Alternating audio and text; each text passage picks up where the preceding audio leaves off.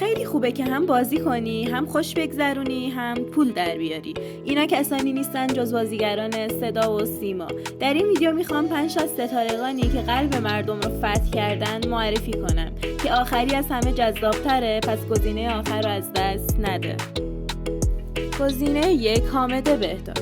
حامد بهداد متولد 26 آبان 1352 در شهر مشهد به دنیا اومده. او یکی از جذابترین بازیگران مرد ایرانیه.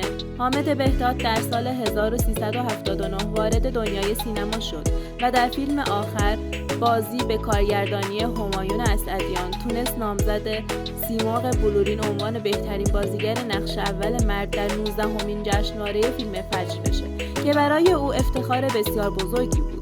او علاوه بر بازیگری خواننده موفقی هم هست. آثار موسیقی زیادی رو در کارنامه هنریش داره. همچنین در برخی فیلم‌ها به صورت کوتاه برخی آهنگا رو اجرا میکنه.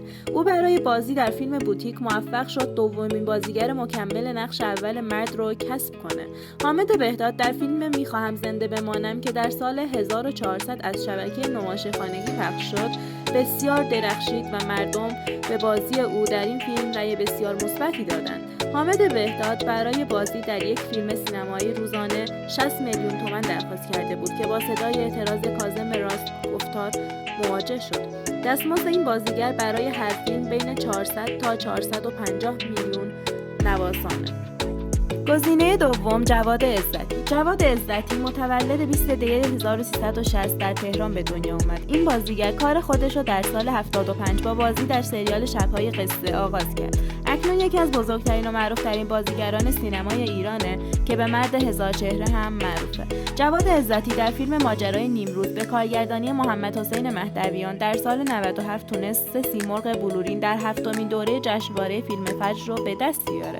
جواد عزتی در این فیلم نامزد بهترین نقش مکمل مرد در جشنواره فیلم فجر شد و تونست در این سال پولسازترین بازیگر مرد ایران بشه و در سال 1400 در مجموعه تلویزیونی زخمکاری در نقش اول فیلم به خوبی درخشید. عزتی بابت هر فیلم بیش از 700 میلیون میگیره که یکی از پردرآمدترین بازیگران ایرانه.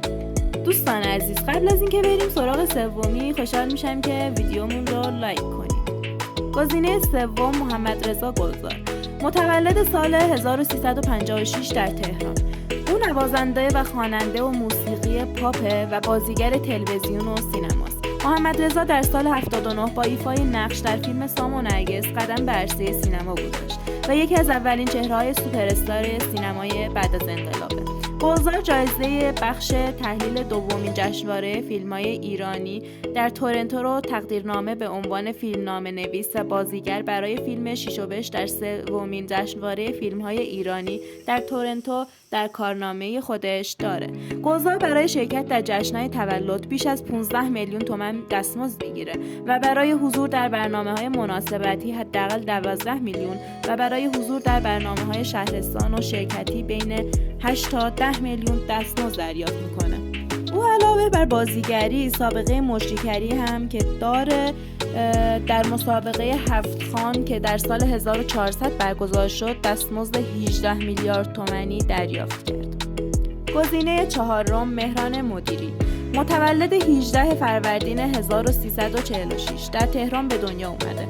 مهران مدیری بازیگر و کارگردان مطرح کشورمون که به خوانندگی مشغوله، در زمینه‌های مجریگری، طراحی صحنه‌های لباس، مجری طرح، صداپیشگی و تهیه کنندگی فعالیت داره.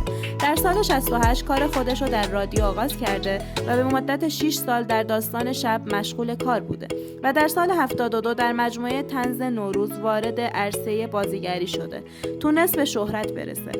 مهران مدیری در سال 92 به عنوان بهترین بازیگر نقش اول در سریال شب‌های برره و مرد هزار چهره انتخاب شد و سریال قهوه تلخ به کارگردانی مهران مدیری در سال 81 به عنوان پرفروش‌ترین سریال شبکه نمایش خانگی لقب گرفت.